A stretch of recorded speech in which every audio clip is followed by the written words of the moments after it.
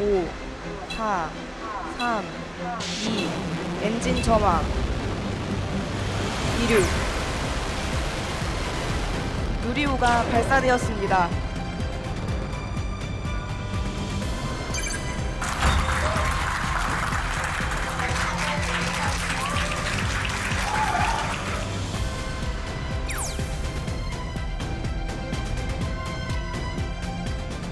최초의 민관 공동 발사로서 우리나라 우주 산업의 생태계가 정부 중심에서 민간 중심으로 전환되는 중요한 전환점이 될 것입니다.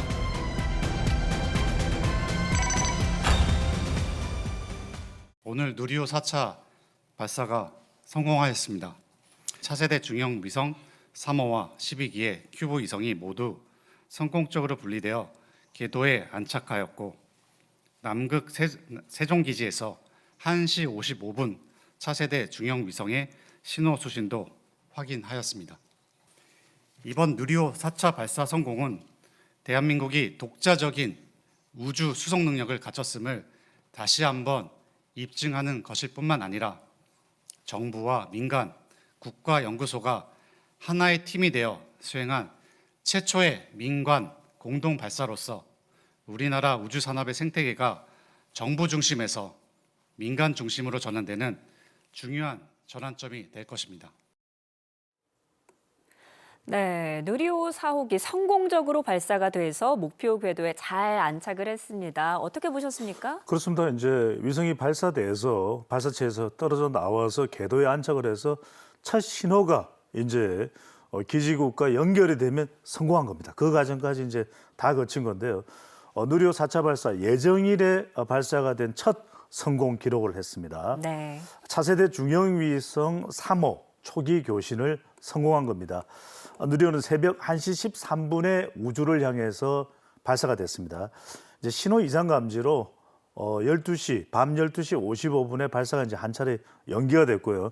예정보다는 18분 늦은 출발인데 그런 경우는 뭐 왕왕 있습니다. 네. 센스 신호에 이제 이상이 감지됐기 때문에 더 안전하게 확인 후에 발사가 된 것이고, 정상적 비행을 통해서 1단, 2단, 3단 엔진이 분리가 이루어졌습니다. 화면상으로도 여러분들이 확인하실 수가 있고요. 누리호는 고도 600km 목표 궤도에 무사히 진입을 했습니다. 누리호 자체는 이제 발사체는 비행이 종료된 것이고요. 차세대 중형 위성 3호와 초기 교신이 성공하면서 성공적으로 다 모든 발사 과정이 다 이루어졌습니다. 네, 발사 장면을 보니까 이렇게 매끄럽게 쭉 올라가는 모습이 정말 멋있고 국민의 한 사람으로서 뿌듯하더라고요. 네. 이재명 대통령도 메시지를 남겼죠? 그렇습니다. 이제 우리도 우주 강국으로 진입할 수 있는 토대가 마련된 겁니다. 이미 마련됐지만요. 가기 부총리는 우주 산업이 정부에서 이제 민간으로 중심이 이제 전환점이 될 수 있다라고 또 설명을 했고요. 대한민국의 독자적인 우주 수송 능력을 다시 한 번 더 입증을 하게 된 셈입니다. 말 그대로 이 과학적인 자부심이 우리가 한층 더 높아졌다고 이렇게 봐야 되겠죠. 우주 개발의 새로운 도전은 이제 계속될 것, 앞으로도 계속됩니다. 차세대 이제 발사체가 개발이 될 것이고, 달뿐만 아니라 더 이제 우주 깊숙이 들어가는 심우주 탐사, 우주 강국으로서 5개의 강국 G5 도약도 추진이 되고 있습니다. 2027년까지 내년에 또 한 차례, 또 2027년에 한 차례 이렇게 발사를 할 예정이고, 이재명 대통령은 누리호 발사에 대해서 가슴이 벅차다. 네. 도전은 계속될 것이다라고 또 발언하기도 했습니다. 연구진 또 산업 종사자분들에게 깊은 감사와 또 격려도 이재명 대통령이 전달을 했고요. 미래 세대가 과감히 도전할 수 있는 주춧돌이 될 것이다. 참 우리가 무슨 과학 기술의 토대가 있었습니까? 하지만 1950년 전쟁 이후에 이렇게 고도로 성장한 국가, 그리고 G5의 우주 강국에 진입할 정도의 기술적 진전을 이룬 국가는 거의 없다고 봐야 될 것이거든요. 과학 기술인들이 혁신의 길을 개척하도록 지원하겠다는 점도 이재명 대통령은 강조했습니다.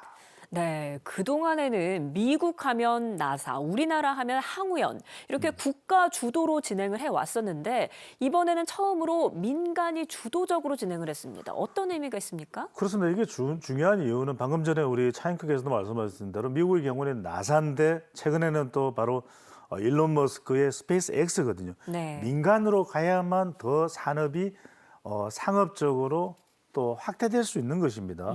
첫 민간 제작 발사체는 이 하나 에어로스페이스에서 담당을 했습니다. 한국 항공우주연구소 바로 이제 항우연에서는 하나 에어로의 이 누리호의 기술과 또 노하우를 전수해줬고 바로 이런 것들을 유기적으로 이제 서로 정보 교류를 하는 겁니다. 기술 교류를 하는 것이고요. 하나 에어로는 구성품을 제작하고 입고하고 공정 관리하는 걸 전반을 통해서 이제 민간 쪽의 산업이 두터워질 수 있는 경쟁력이 생길 수 있는. 그래야 이제 중요한 건 뭐냐면 말 그대로 이 시장을 이제 글로벌 시장을 개척할 수 있는 것입니다. 네. 그래서 이걸 토대로 해서 다른 국가에서도 우리 위성 좀 발사해 주세요. 우리도 발사체 좀 만들어 주세요. 이게 네. 가능한 것이거든요. 첫 민간 제작 누리호기 때문에 이른바 뉴 스페이스 시대가 본격화되는 것이다. 그래서 이 자동차 산업도 그렇지만 이 우주 산업은 더 말 그대로 첨단 기술입니다. 이 설계 제작 등 관련 기술만 무려 1만 6천 건. 그러니까 기술 하나하나가 다 특허이고 또 기술 이전을 통해서 우리의 정말 엄청난 수익을 거둘 수 있는 시장을 또 선도할 수 있는 산업 분야거든요. 민간 우주 개발 시대가 열리는 것이고 누리호의 비용, 경쟁력을 향상시키게 되면 말씀드렸던 대로 동남아든 아니면 또 미국이든 프랑스든 일본이든 이런 나라들에서도 우리나라의 서비스를 요청해 올 수 있기 때문에 그만큼 우리의 산업 경쟁력이 더욱 확대될 것으로 보입니다. 네, 산업화로의 새로운 시대가 열린 것 같은데 지난 3차 발사 때는 저녁 시간이었습니다. 그런데 이번에 새벽에 발사한 이유가 오로라 관측을 위해서라고요? 그렇습니다. 여러 가지 이유가 있습니다. 이게 이제 발사를 하면서 그냥 발사고 또 이제 위성이 안착하는 것이 아니라 이걸 통해서 정말 지상에서는 할 수 없는 다양한 실험을 하게 됩니다. 누리호에 실린 차세대 중형위성 3호의 임무와도 연관되어 있는 건데 우주 자기장 또 플라즈마를 이제 측정하고 오로라를 관측하는 그런 임무까지도 띈 것이거든요. 그래서 이제 밤에 발사가 된 겁니다. 우리가 이른바 이제 이 전리청이라는 것이 있는데 이 전리청이 이제 태양 폭풍의 영향으로 교란이 발생하면 통신 장애가 발생할 수 있습니다. 이런 것들을 이제 전리청을 통과하면서 밤에 그것을 이제 파악해내는 거죠. 전리청이라는 게 뭐냐면 여러분들 궁금한 게 아니 우주로 발사된 그 우주선 또는 인공위성과 어떻게 교신이 될까? 그렇잖아요. 너무나도 거리가 멀리 떨어져 있고 그게 무선이 과연 닿을 수가 있어? 이렇게 전파가 닿을 수가 있어? 이렇게 궁금해하시잖아요. 근데 지구 대기상공의 한 60km 지점부터 1000km 사이에는 이온화된 플라즈마 영향이 있습니다. 이렇게 플라즈마 영향이 있습니다. 그러면 태양 복사에 의해서 전리가 된다라는 거죠. 이게 이제 전파 반사로 인해서 장거리 통신이 가능하게 된 일종의 이 반응이 일어나게 됩니다. 네. 이것에서 어떤 상황이 벌어지고 있는지를 밤에 발사하면서 이제 실험을 하게 되는 거죠. 그래서 태양 폭풍을 예측하려면 오로라를 통해서 현재 상황을 파악해야 됩니다. 태양 폭풍이라는 것이 바로 태양 주변에 막 불꽃이 일어나는 거잖아요. 그죠? 그래서 이제 이른바 우주 공간에 이 폭풍이 발생할 수 있고 그것이 우리 대기에도 영향을 줄 수 있는 것이거든요. 바로 이제 밤에 이렇게 우리가 이제 발사를 함으로써 그런 오로라를 관측을 할 수가 있는 겁니다. 누리호 4차 발사는 바로 우주 산업의 이런 다양한 분야까지도 우리가 실험해 볼 수 있는 무대가 되는 것이고요. 실제로 삼성전자 이 메모리 반도체가 우주에서도 작동하는지 이런 여부도 이제 점검하게 되는데 1g에 7천만 원, 비쌉니다. 네. 이 항암 치료용 단백질 결정이 형성되는 시험도 이런 과정들을 통해서 하게 되는 겁니다. 우주로 정말 다양한 실험실을 쏘아 올렸다 이런 생각이 드는데 최근에 세계적인 추세를 보면 그동안 우주 강국이었던 미중러뿐만 아니라 후발주자 인도나 UAE도 우주 개발에 뛰어들고 있는 것 같아요. 그렇습니다. 그러다 보니까 우리도 관련 부처까지 생겨났죠. 그러면 우주 산업입니다. 이제 네. 단순히 항공 산업이 아니라 우주 산업. 여기는 뭐 발사체, 우주선, 인공위성 또 통신기기, 소프트웨어까지 다 포함되거든요. 미국의 경우에도 스페이스 X가 2024년 지난해 한 해 130회 이상을 발사를 했거든요. 그러다 보니까 스페이스 X 같은 경우에는 발사체가 회수돼서 재사용도 가능하게 되는 그런 기술까지 진전되는 것이고요. 그러면 100회 이상 발사된다는 것이 1년 365일을 계산해 보면 주 한 2, 3회 발사되고요. 이 또 우주 강국으로 지금 발돋움하고 있는 중국의 경우에도 연간 100회 발사를 목표로 하면서 2030년에는 유인 사람이 달에 착륙하겠다. 이런 계획까지 세우는데 우리 뒤처질 수가 없죠. 그러다 보니까 네. 이제 한국에서는 인공 제조 기술, 위성 제조 기술을 우리가 우리로부터 배웠던 나라가 어디냐면 이번에 이재명 대통령도 방문을 했던 아랍에미레이트, UAE입니다. 그러다 보니까 UAE까지도 우주 진출을 본격화하겠다. 누구의 기술이 필요하겠습니까? 바로 대한민국 아니겠습니까? 그러다 보니까 우주 산업이 우리 미래의 성장 동력 또 국가 안보 차원에서도 상당히 중요할 수밖에 없습니다. 누리호 발사 성공은 미국, 러시아에 이어서 세계 7번째 국가가 됐습니다. 그만큼 우리의 자부심이 커졌다고 볼 수 있는데 이런 경쟁력을 확보함으로써 정말 이제 우리 차잉크도 달에 정말 이 토끼가 있는지 없는지 궁금하시잖아요. 그러니까 이제 우주 탐사 연구로도 네. 앞으로 이어질 것으로 보입니다. 네.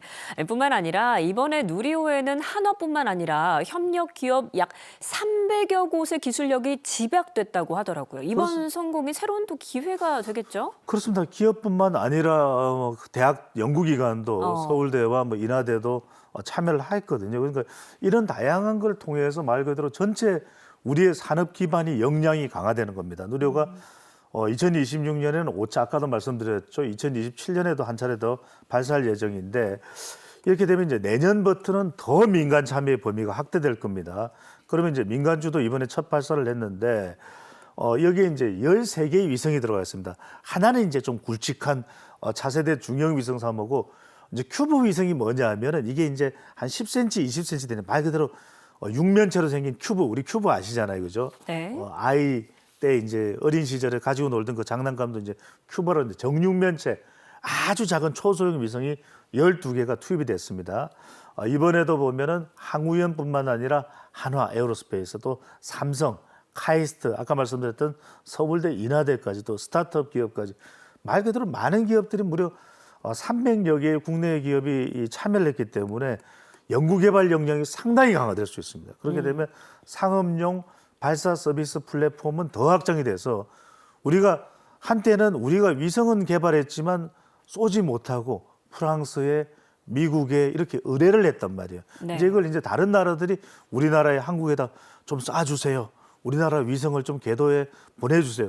이런 우리가 이제 서비스를 우리가 이제는 접수받을 수가 있다는 것이고 말 그대로 우리가 이것을 첨단 산업화로 더 시장 점유율을 높이는 그런 시험대가 될 전망입니다.